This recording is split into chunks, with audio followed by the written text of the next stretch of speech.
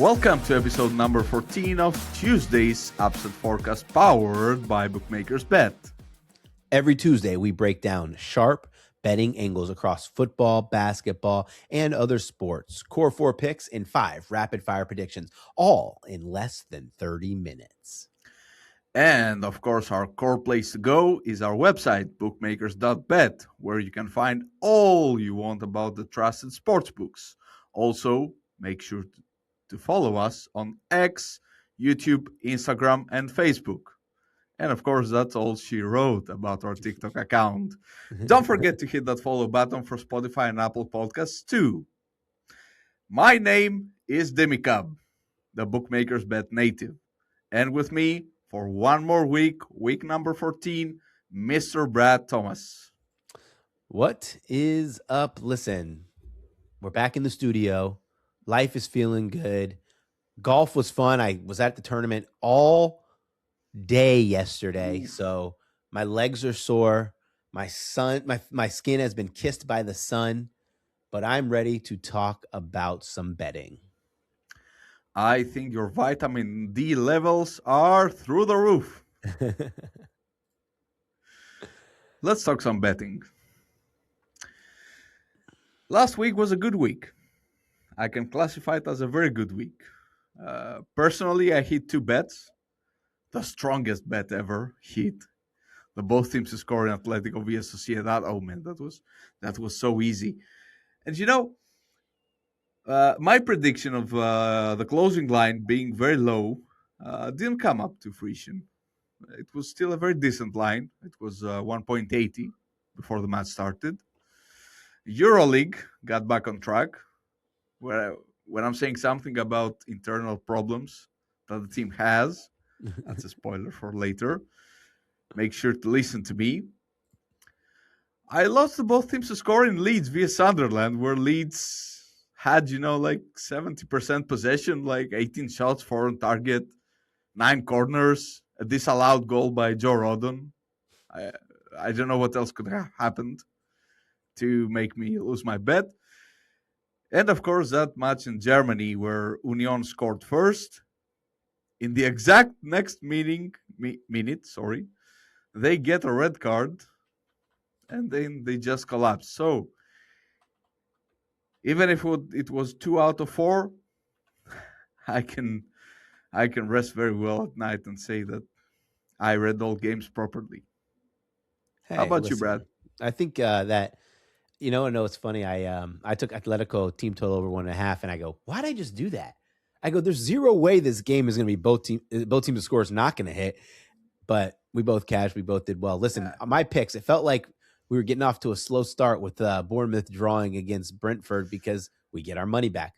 Moise King didn't suit up for Fiorentina. We get our money back. But Colin Morikawa did cash top 20.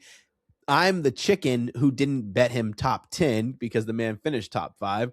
And then Celta versus Atletico Madrid had us on the edge of their seat, but the over 2.5 BTS hit in the 95th minute. And then Alabama did not do well against Georgia. That was a trap game. I own that miss. I'll tell you about this Real game because I watched it on Friday night. I think Celta were better.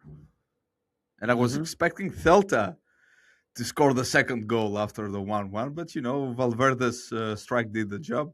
We got paid. Nothing to worry about. And I definitely didn't expect that goalless draw in Bournemouth vs Brentford. I think nobody expected that.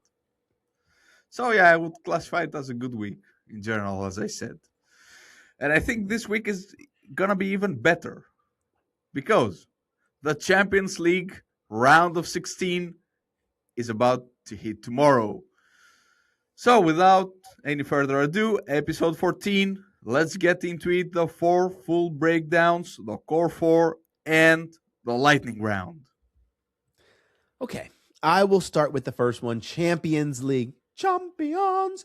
What a delectable, delightful playoffs we've had so far. Juventus is out, unfortunately. But let's talk about another Serie A team, Atalanta versus Bayern Munich. And I'll just tell you right off the bat, I'm taking Bayern -1. And I understand the best thing or the best way to be a sports bettor is to get your money in good. I don't believe that this line's going to close.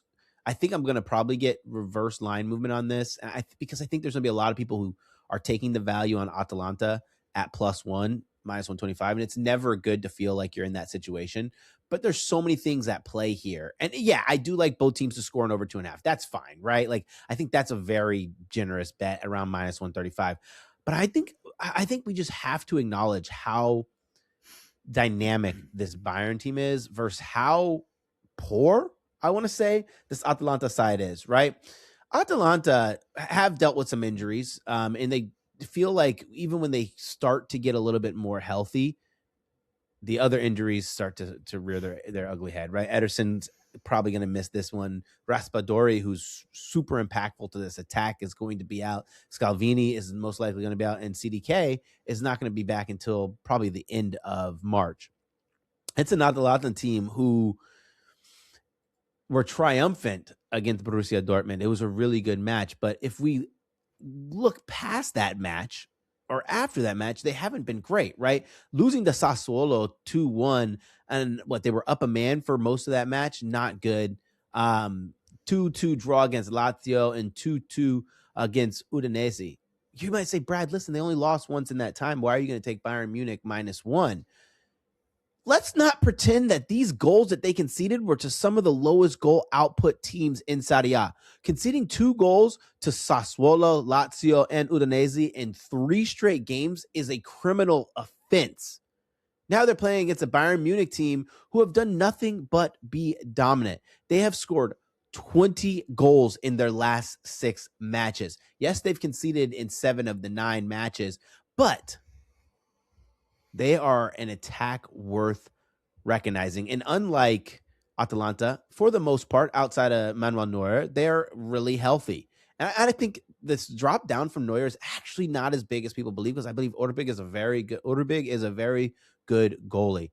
Harry Kane has a good time. I just feel like the matchup between Olise and I don't even know who's going to play on that side, because there's no Ederson, is he's going to be able to feast. So I like Bayern to win this one. I think they win this by 2 clear goals. It's going to be something like 3-1. It'd be my goal prediction. So if you want to get a little bit more value, you could take Bayern to win and both teams to score, which is fine. But I feel like if you're going to go there, you might as well just take both teams to score in over 2.5. So I'm just taking Bayern -1 at the -102 price. Well, in this game, we have one of the top 3 contenders for the Champions League, which is Bayern Munich. And we have a side that overcame some massive odds against Borussia Dortmund. But the significant feature here is that Bayern Munich is no Dortmund, man. Yeah. I don't even expect them to score, unlike you. I'm not expecting a 1-3. I'm expecting a 3-0, a 2-0. Because what company tried, and we saw it in many league phase games, since we don't have any other sample so far in the Champions League, he tried to keep his defense sturdy, with Jonathan Tah and Kimmich playing regista and everything. Yep. So yeah, in order to keep things in a few words, I think that Bayern will cover the -1, maybe the -1.5 as well, and not concede. Put your money on 2-0. Wow. Yeah, that'd be insane. Yeah. It doesn't seem likely. I understand where you're going with both teams to score, but that's my version of your pick. The pick is still yours, though. I'm going to something more popular.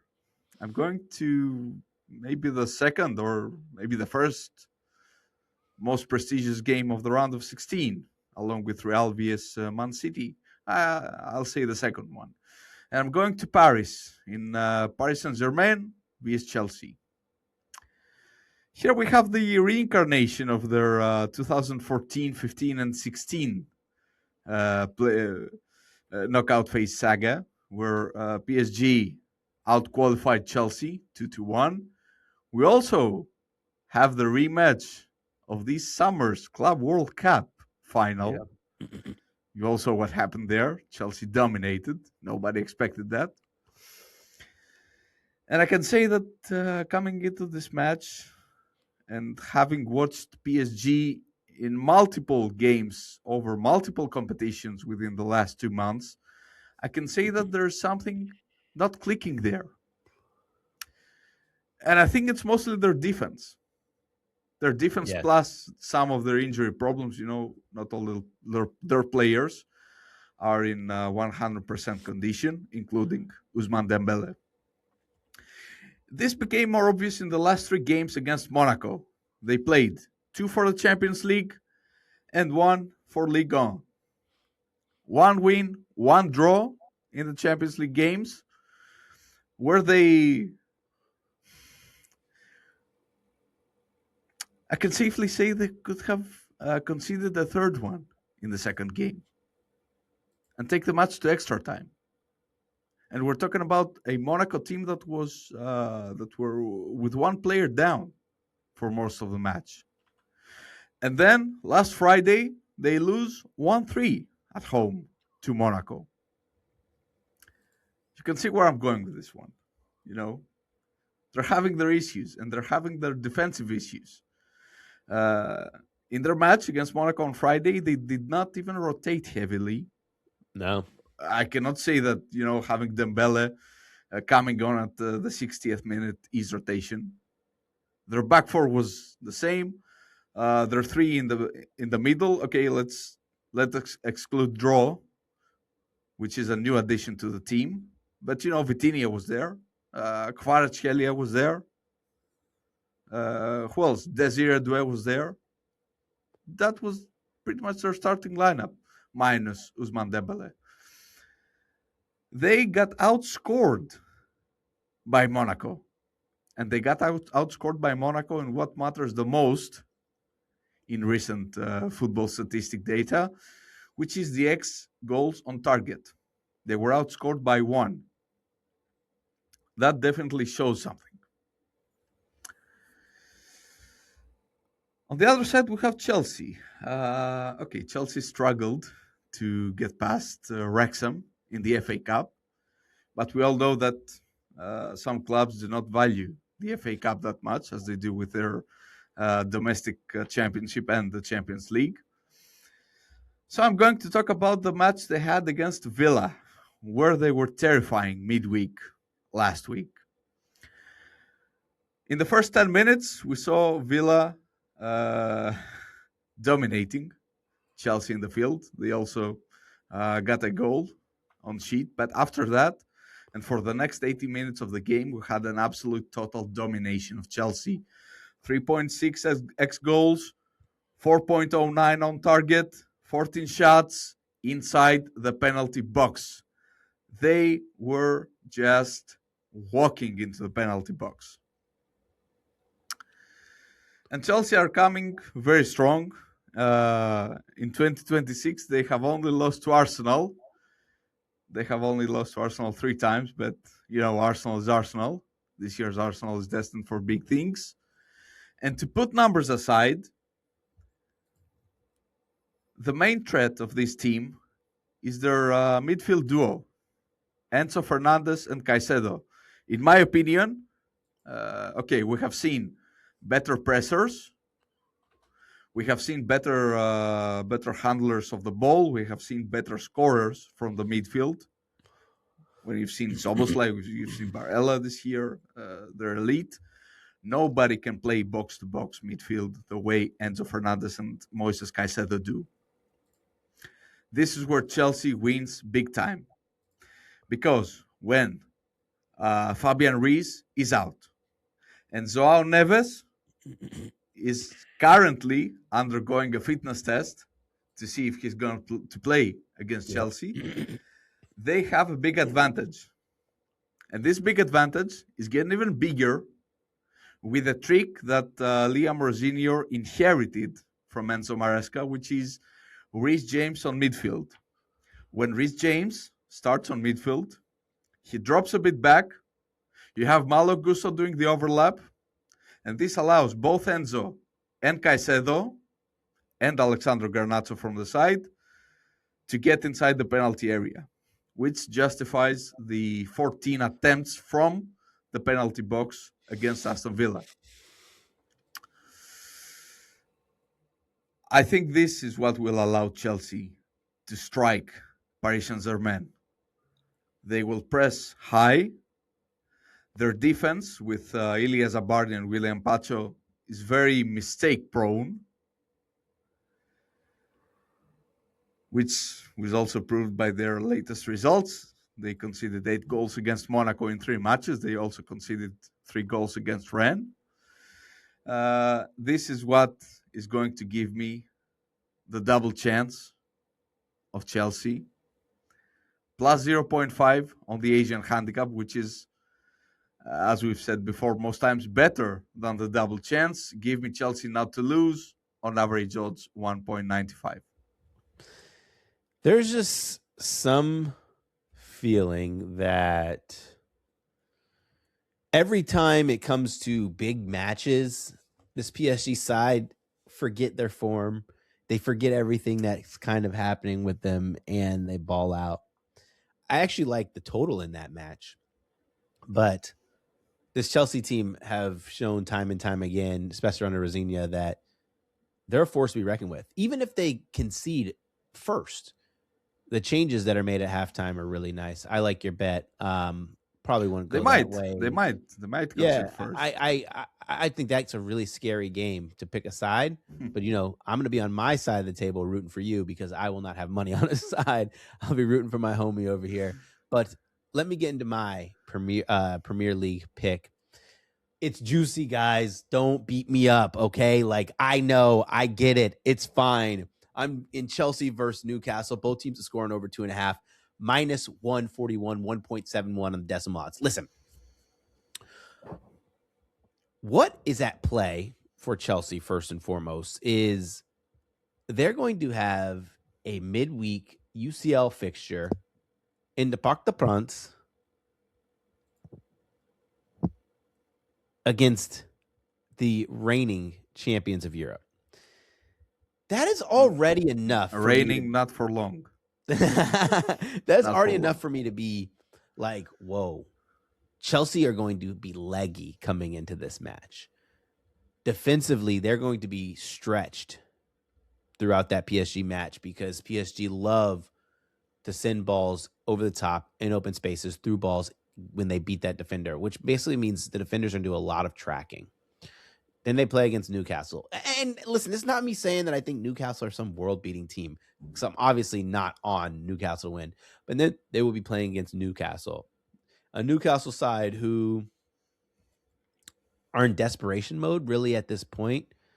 A Newcastle side who are 12th on the table, yet they are underperforming their XG. And that means goals are coming. So Newcastle have not done well in terms of defending, conceding goals, right? And I'm using FA Cup, Europa, and Premier League because I think it's all going to be correlated. They've conceded, 10 goals in their last 4 matches?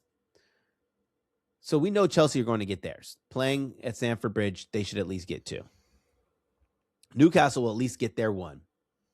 Because I don't trust Chelsea defensively. Both teams to score is hitting 69% of Chelsea matches, hitting 66% of Newcastle matches. Tactically, there's also a void that must be filled in the midfield with Bruno Guimaraes being out for Newcastle. They already are a team without Fabian Schär, their enforcing leader in the back line. Now they're out of their glue man in the midfield in Bruno Guimaraes. I think this game could be fireworks at like a 3-2 kind of match. And as we've seen against Manchester United, that even cards will not matter in this match because these teams are fearless. They will go forward whether they're down a man or up a man. So I like both teams to score in over 2.5. I like it too, and I would go with over 3.5. Oh yeah, as a line here. And to make a bridge between your pick and my last pick, I don't think how Bruno Guimaraes less Newcastle midfield can cope with Enzo and Caicedo. I mean, I don't think Tonali is enough. So I'm also expecting Newcastle to get beaten in that match. I'd say 3-1 or 4-2. I'm seeing a high scoring game as Yep. well. And to finish the core four segment, we are going to Spain. And as you may have understand, I've been following Real Sociedad pretty closely as of recent. We have the Battle of Basques. Real Sociedad vs Osasuna in contention of sixth place. As I have to remind you at this point, sixth place is most likely giving a Conference League ticket, even though Real Sociedad are also in the Copa del Rey final. The two teams are separated by 1 point. Real Sociedad is 1 point ahead of Osasuna. And we're talking about a pairing that is not new. We've seen them going against each other pretty recently in Copa del Rey. It was a couple of months ago, I think 50 days or so, where Real Sociedad erased a 2-goal halftime lead to equalize in the 92nd minute and advance in penalties. I will count that as a win in my stats. Now I feel that I'm pretty much, putting the tape on and repeating what I said about Sociedad last week and how, their managerial change. They have lost only 2 of their last 14 games, both in Madrid, one against Real, one against Atletico. They found the net in every game. Their XG on target is still high. They just had 0.96, 0.94, excuse me, against Atletico on Saturday, 0.96 against Mallorca. All of the other games, more than 1 XG on target. I'm talking about these last 14 games under Pellegrino Matarazzo. I think the stat that is solidifying my upcoming pick is that since the managerial change, Real Sociedad have 5 wins and 2 draws at home, with a very significant win against Barca. Everyone who saw that game saw Barca creating chances. They did. Indeed, they created some chances. But Sociedad really stood up and played their game. It's not that they had 11 men on their penalty area, in the box. They played their game. And the X factor is, of course, Mikel Oyarzabal, who is one of the, let's say, most solid contenders of bless you, mate, of having a spot. This happens when you're all day on the golf court. Yeah. Too much of a sun, Okay. Back to my analysis. So Mikel Oyarzabal is one of the basic contenders for a place in Spain's World Cup side in the summer. He was in the Euros as well. He has 5 goals in the last 6. Frey Oskarsson is also a pretty solid backup choice. He has 3 goals in the latest 6. And we're having an Osasuna side who in the last 2 away games, they were absolutely terrible. They were playing against, I'd say, inferior teams like Elche and Valencia. They lost in Valencia, and they also drew in Elche, where they managed to have a total of 0.05 XG on target. Can you imagine having a single fraction, marginally over 0 X goals on target in 2 games? How are they going in Sociedad's home and try to win, creating Pretty much nothing. The only thing that keeps them this season has been 34-year-old Ante Budimir, the Croatian striker with 13 goals in all competitions. Yep. Who all think that Chaleta Tsar and Zubeldia have the power and the physical strength, because Budimir is a very physical player. He's a very physical target striker. They have the physical power to stop him. So, Sociedad's home strength and Osasuna's 2, 3, and 9 record away from home set the narrative here. I am taking Sociedad to win, 1.92 average odds.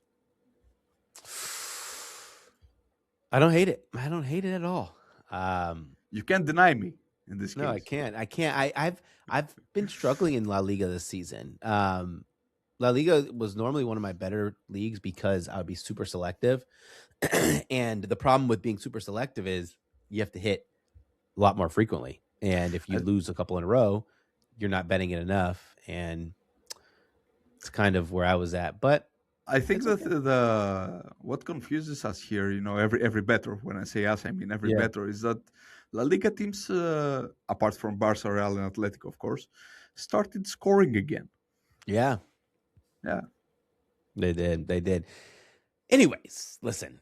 It is time for one of my favorite segments. It's time for the quick hitters, 5 picks, one-liners, in and out. It is the lightning round. And I'm going to kick things off. We did well in golf last week. I'm going to go back to golf again.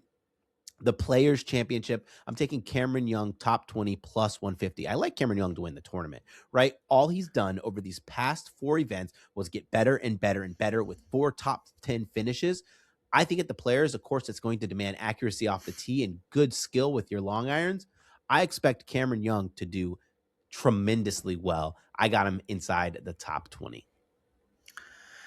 And since the round of 16 has been underway in Champions League, Europa League, and Conference League, I'm going to the middle tier, Europa League, and I'm taking my fellow Greeks, Panathinaikos, and Betis, both to score at 1.96 average odds. Panathinaikos have been really on fire lately. They have 4 straight league wins, 2+ goal difference in each of them, and they have also conceded in their 3 latest. We have a Betis side coming, in pretty mediocre form. They're winless in their last 3. They have conceded in 9 out of their last 10, including a loss against PAOK here in Greece. I think that regardless who the favorites is, and Betis are still the favorites, I can see Panathinaikos with Andreas Tete finding 1 goal, Betis on the other side finding another one, and cashing that bet. I am going to the SEC college basketball. And before I get into this one, I want to say I do think the Florida Gators are going to win the SEC championship, right? Minus 180 is a price that's not palatable. But I did think the pricing on Vanderbilt was a little too long at 18-1, because if there's a team that can compete with the length and the size of Florida and get really hot, it's the Commodores. I'm going with Vanderbilt to win. And if they beat Florida in what would be the semifinal, quarterfinal, semifinal, I have a really good hedge opportunity in the final. So give me 18-1 on Vanderbilt to win the SEC tournament. Time to go back to Euroleague, and time for Monaco to get beaten once again, this time against Olympiacos. I'm taking Olympiacos to cover a 2.5 spread at average odds of 1.83. We still have a very high value early line here, just like we did last week against Fenerbahce. And I urge you to take this line before Olympiacos travel to Paris to face Paris basketball on Tuesday. Our match is on Thursday. So we have Olympiacos coming off a huge derby win against Panathinaikos, where 2 of his role players in Frank Ntilikina and Corey Joseph stepped up. Some familiar faces, right? We have the MVP frontrunner Shasa Vezenkov about to return, and some high tensions boiling in Monaco. They lost very easily against Fenerbahce. They have 7 losses in their last 8 games. Mike James was typical Mike James, shoving Elio Kobo on the bench. And in all that, we have Coach Spanulis rumored to be resigning. I'm going to take a bet. It doesn't start until next weekend, but I think I want to get my money in good now. And it's the UCLA Bruins women's college basketball team to win the NCAA tournament. They're the second favorites behind the minus 300 UConn Huskies. Yes, that UConn Huskies team is incredible, but this UCLA team is equally incredible. Only one loss on the season. They lost to Texas. It's a team led by arguably the best or at least most impactful player in Lauren Betts. Kiki Rice is a beast. They just came off a Big Ten championship win over Iowa where they won by 54 or 51 points. A Big Ten championship game. I think them being the number 2 overall seed in the NCAA tournament will give us a good UConn versus UCLA matchup in the final, where I couldn't imagine UConn would be more than a 3-point favorite. We get a hedge possibility, but honestly, I think UCLA can win it all. I may not hedge even if I get to the final. So we have our core 4 picks in the books, with Bayern Munich cover a -1 spread against Atalanta. We have Chelsea not to lose against PSG. We have both teams to score plus over 0.2 in Chelsea vs Newcastle. And of course, we are backing Real Sociedad to win. And before we go, because both Brad and I are men of culture, for those who didn't know that, which includes me about 30 minutes ago, Brad was a movie critic. And I was, and still am, a movie aficionado. So I'm having an extra pick from the Oscars. We're going to the short film category, and we're taking one of the 2 favorites, which is 2 people exchanging saliva, a French dystopic film, over The Singers, which is a Netflix attempt to win an Oscar, at 2.10 odds. And I will briefly say why. The Academy have been very pretentious in some of their awardings. And we're taking the French film because it is a surreal short film with clear messages against oppression and capitalism. And I think that's what all matters, you know? The more pretentious you are, the most chances you have to win an Oscar. Yeah, absolutely. Listen, as in every week, we'll keep on tracking everything, wins, losses, heartbreakers, all of it.